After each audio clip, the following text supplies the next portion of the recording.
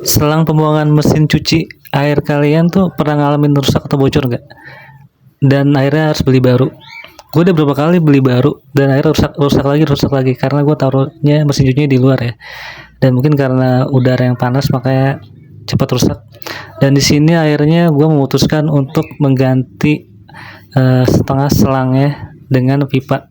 Gue ganti dengan pipa biar lebih awet ya. Dan sini gue panasin terlebih dahulu ya, soalnya biar bisa masuk di bagian pembuangan mesin cucinya ini, pembuangan airnya. Nah ini adalah pipa ukuran 1 in.